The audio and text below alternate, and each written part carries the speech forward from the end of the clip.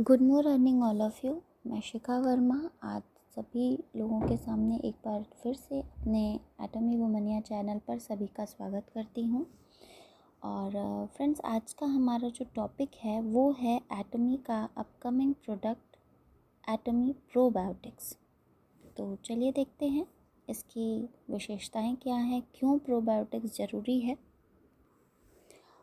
Probiotics का मतलब होता है कि वो लाइव माइक्रो ऑर्गेनिजम्स या बैक्टीरिया जो हमारे डाइजेस्टिव ट्रैक्ट में पाए जाते हैं और फूड को फर्मेंट करके उसको इजीली डाइजेस्टिबल बनाते हैं।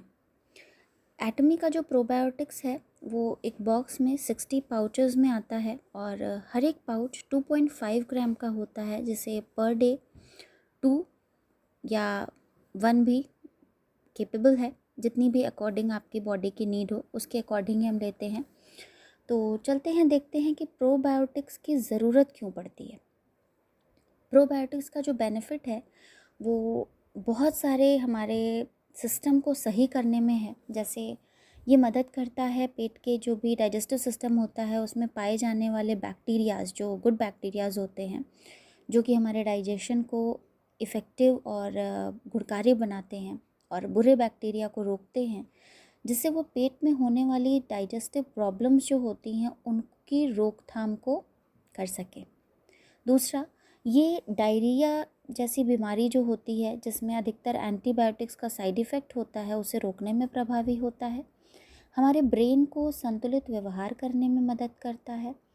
कुछ जो प्रोबायोटिक्स होते हैं वो बैड कोलेस्ट्रॉल्स को रोकते का काम करते हैं और बीपी को सामान्य करके हार्ट की जो एक्टिविटी होती है उसको इफ़ेक्टिव बनाते हैं।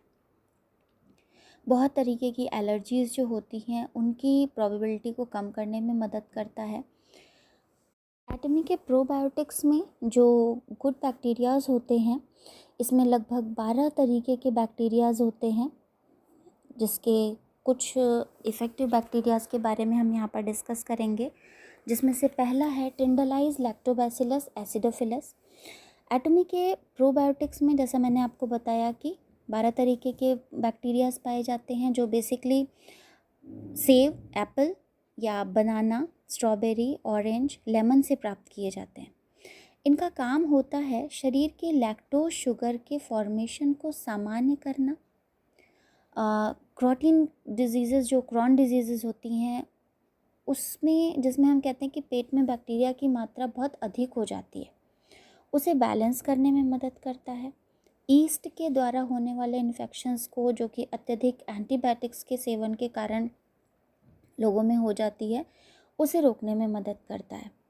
दूसरा, इसमें एक इंग्रेडिएंट होता है, बैक्टीरिया होता है लैक्टोबैसिलस, जिसे कीमची बैक्टीरिया कहते हैं। कीमची लैक्टोबैसिलस प्लांटेरम, ये अधिकतर हमारे सलाइवा में पाया जाता है, हमारी जो लार ग्रंथि होती है उसमें पाया जाता है, हमारे मुंह में पाया जाता है। यहाँ से हमारे जो भोजन है उसका डाइजेशन शुरू करने में ये मदद करता है और ये बैक्टीरिया उस पर अपना असर दिखाते हैं और एंटीऑक्सीडेंट्स की तरह काम करते हैं और जो गैस प्रोडक्शन करने वाले बैक्टीरिया होते हैं उनकी रोकथाम करते हैं ये। तीसरा जो है बैक्टीरिया, उसका नाम है गैलेक्टो ओलिगोसेक्राइड्स, जिसे हम ओलिगोसेक्राइड्स भी कहते हैं।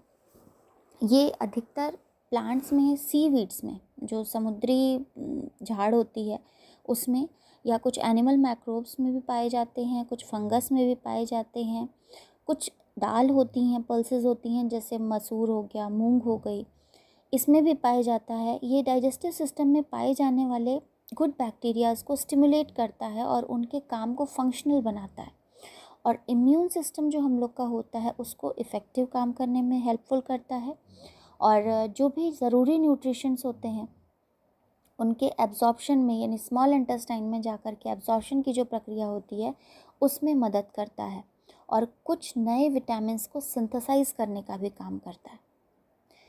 नेक्स्ट जो है हमारा फ्रूटो ओलिगोसेक्राइड्स, ये low calories non digestible carbohydrates हैं जो भोजन का टेस्ट बढ़ाते हैं और इम्यूनिटी बिल्ड करने में मदद करते हैं, बोन डेवलपमेंट करने में मदद करते हैं और डाइजेशन में बैक्टीरिया के इम्पैक्ट को बैलेंस करते हैं। कुछ और भी स्ट्रेन्स हैं जिसमें इनके कुछ सब स्ट्रेन्स भी होते हैं जो इसकी आपूर्ति को करने में मदद करते हैं, जैसे बाइफिडोबैक्टीरियम, लैक्टोबैसिलस, स्ट्रेप्टोकोकस। जिसमें से स्ट्रेप्टोकोकस की अगर हम बात करते हैं तो स्ट्रेप्टोकोकस थर्मोफिलस जो है ये एक ग्राम पॉजिटिव बैक्टीरिया है जो फर्मेंटेशन में मदद करता है और लैक्टोज शुगर को ब्रेक करके सिंपल शुगर में कन्वर्ट करता है। जैसे दही को चेंज करने के लिए दूध से दही को बनाने की जो प्रक्रिया होती है वो लैक्टोबैसिलस के द्वारा की जाती है और यही रीज़न है कि हमारे डाइजेस्टिव प्रॉब्लम होने पर भी, कभी अगर हमें कोई डाइजेस्टिव प्रॉब्लम होती है तो दूध, क्योंकि लैक्टोज होता है, कुछ बॉडी लैक्टोफोबिक होती हैं तो वहाँ पर दूध मना कर दिया जाता है, लेकिन उसी जगह पे आपको दूध के इस्तेमाल की जगह आपको छाछ या दही का इस्तेमाल करना श्रेयस्कर माना जाता है, बिकॉज़ ये आसानी से पच जाता है इन्हीं बैक्टीरियाज़ के द्वारा। क्योंकि जो दूध को कन्वर्ट करते हैं दही में और इजीली डाइजेस्ट करने के लिए केपेबल बनाते हैं वो होते हैं हमारे प्रोबायोटिक्स बैक्टीरिया। तो दोस्तों ये थी हमारी जानकारी प्रोबायोटिक्स के बारे में और उम्मीद है आपको हमारा ये सेशन काफ़ी पसंद आया होगा। तो प्लीज़ मेरे चैनल को लाइक करें, सब्सक्राइब करें और मैक्सिमम शेयर करें कि मैं इसी तरीके से अपने वीडियो के द्वारा आप सभी लोगों को हेल्प कर सकूं। Thank you.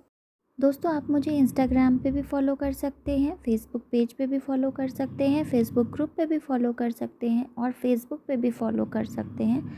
सभी लिंक मैंने डिस्क्रिप्शन बॉक्स में भी दे रखी हैं और इस बॉक्स में भी शेयर किया हुआ है। एटॉमी वुमनिया के नाम से मेरा इंस्टाग्राम पे अकाउंट है, फेसबुक पे मेरा शिखा एटॉमी के नाम से अकाउंट है और फेसबुक पेज मेरा एटॉमी वुमनिया के नाम से है और फेसबुक ग्रुप भी मेरा एटॉमी वुमनिया के ही नाम से है, पर वो ग्रुप सिर्फ फीमेल्स के लिए है।